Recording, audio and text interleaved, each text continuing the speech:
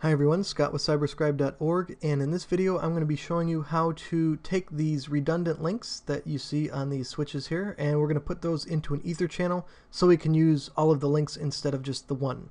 Like I said right here, as you can see, if you were going to, say, plug in these 4 links between the north and south switches here, well, spanning tree is going to run, and in order to prevent loops between the 2 switches, you're going to be blocking most of these links here. So on the north, you can see 3 of the receiving links there, they're blocked.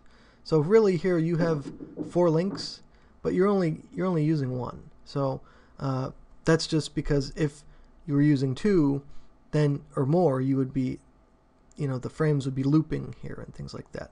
That's what spanning tree does, and it is preventing the loops here, but you're really not using all the resources that you have. So what we're going to do on the west and east switches here is we're going to bundle these 4 links into one logical link called a port channel or an ether channel, and then you will be able to use all of these links. Traffic will be passing across all of them. So let's get started in doing that. We're going to start with east. These commands are going to be the same on both switches, as you know, if you're configuring things, a lot of the times they are. But we'll do them both, and you'll get a little bit more practice doing that. So what we need to do is get into the range of interfaces that those 4 ports are 4 links are plugged into. So for me, that is F01 to 4, and after that all we do is channel group. We select a number 1 through 6. I'm just going to say 1, and mode. Before we do that, channel group, okay? Channel group, ether channel, and port channel. They're basically referring to the same thing. So don't think that one means one specific thing, one means another specific thing. Your channel group, you're putting those into a port channel, which is also an ether channel. Okay, so just remember, channel group, ether channel, and port channel referring to the same thing. Okay, but one thing is you have to choose a mode of how they negotiate into that port channel or into that ether channel. So let's just take a minute and look at these things. First one we're going to look at is on. Okay, if you look at the top and the bottom, you see LACP and PAGP. Well, those are the kind of the negotiation protocols of whether 2 switches, whether they join into an ether channel group or a port channel group or not. On does not do any of that. On says it's an ether channel. So the only way you want on is if you configure on, channel group 1 mode on both your switches. Okay, usually that's not the best practice, but it will work if both sides are on. Like I said, best practice, probably not the thing you want to do. Now, you see LACP and PAGP. Well, obviously these are going to have to match up as well, but you have 2 choices. So here we're going to do LACP. So LACP active, it's pretty straightforward. It's going to actively search out that ether channel connection. Okay. And the other option is passive. Okay, passive isn't going to do anything but wait for contact. So if you have both sides, both switches are in passive mode, you're not going to form an ether channel. Okay, so if you're using LACP, you want active on one of them. All right. Now, PAGP, this is Cisco's proprietary one. It's basically the same stuff, it's just different wording. So desirable, think of desirable as active. Desirable with PAGP is going to search out the ether channel. Auto is not. Auto is passive. It's just going to wait. So again, if you're doing PAGP and you do channel group 1 mode auto to both of them, you will not form an ether channel group. Okay. So for LACP, active has to be on 1, and PAGP desirable has to be on 1. All right. So just remember that. We're going to use LACP, so we're going to say active here, and you're going to see all of those interfaces are going to go change to up and down and negotiate. But let's go on to west and do the same thing.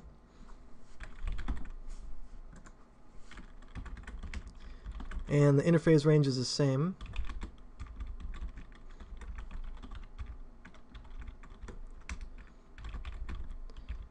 Channel group 1 mode, and we're going to say passive for this one. It can be active, but for just demonstration's sake, we're going to have passive. Now I'm going to fast forward a minute And let me bring these back. And you see here, now this is after a minute. This is after, spanning tree did its thing. Now you see green and green. This is your Ether channel right here. Okay, so now all of these 4 links are being used. Now that's it for your setup of the Ether channel there, your port channel. You're set up, you're good to go, you're done. So what we're going to do now is just take a minute, and I just want to show you a couple commands that you can verify and see what's going on with your port channel, with your Ether channel. One thing before we do any of that stuff is a couple things need to be the same on both of your switches. Okay, trunks and native VLAN. All right. So your speed duplex, you need correct VLANs, trunks, and your native VLAN. These have to match on your switches. Just like your channel group, see port channel 1, your channel group has to match both switches, and these have to match both switches. Usually they will if you're just using your standard configuration, but if you say you want to add 2 more links or something, or well, it would have to be 4 more links. But if you wanted to add and say it's in like VLAN 10 instead of VLAN 1, well then, it might not work. So remember, speed duplex, you must have the correct VLAN, and trunks and your native VLAN, they have to be the same on both switches there. So what we'll do, let's go look at a couple show commands and kind of verify that these are working. First one you can do is show IP interface brief, and take a look. Fast Ethernet 0 through 4, it shows that it's up, right? But let's go to the bottom, and then you have your port channel 1, and this is up and up too. Okay, that's the logical port channel, Ether channel that we configured. You see it's up and up. All right. A couple other commands we can do.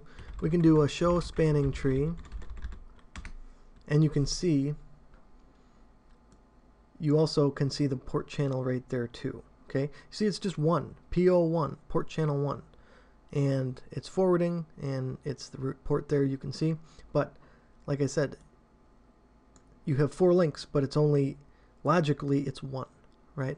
So show spanning tree, you could also have put show spanning tree VLAN 1. Like I said, it's in the default VLAN. You can see that right here.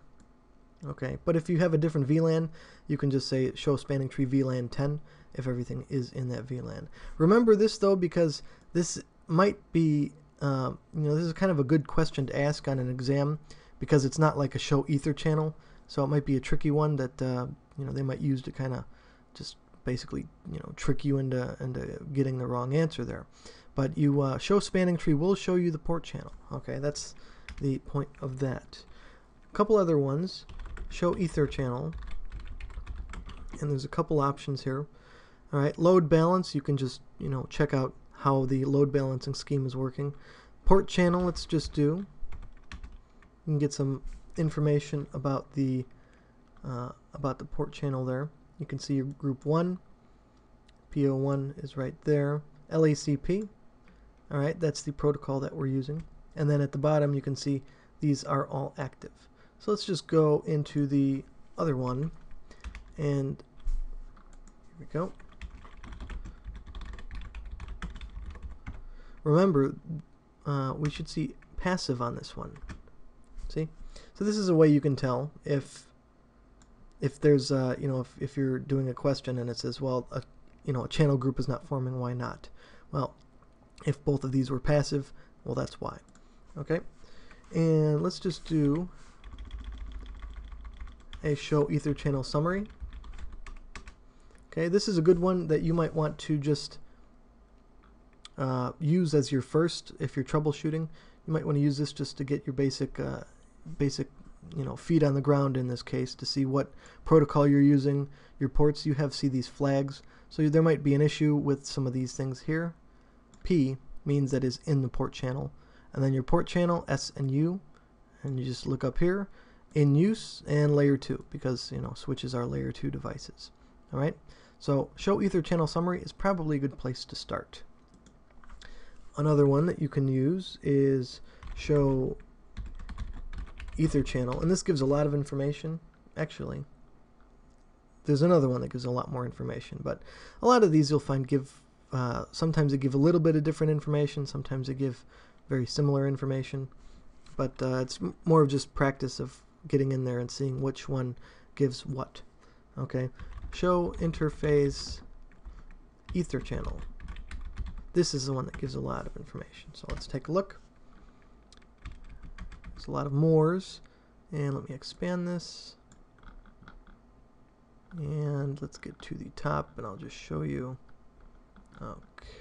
Okay, show interface Etherchannel. That's where we're at. So what it's going to do is it's going to show for each Ethernet port, it's going to show you all this different kind of information. Passive mode, channel group right there. You know, your name of your port channel right there. You have your different flags. It's going to show you those things. And it's going to do the same thing for, you know, fast Ethernet 2, and then fast Ethernet 3, and fast Ethernet 4. It'll do the same thing. So, you know, just take a look, go through these, kind of, you know, understand which one is giving what information. And, you know, that's probably it. Like I said, speed, duplex, correct VLANs, trunks, native VLAN, those have to be the same on both switches. Okay, if not, or if there is an issue like that, you might run into an error disabled state. This would be from your show IP interface brief, right?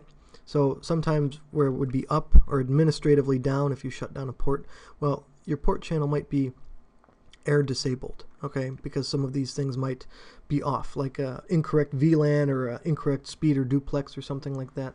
So what you want to do to get it back is just go shutdown and then no shutdown, and that's how you would get the port channel back up and running once your changes have been made. Okay, but just remember that speed, duplex, correct VLANs, trunks, native VLAN. Okay, that's a possible question, exam question too, and that's it.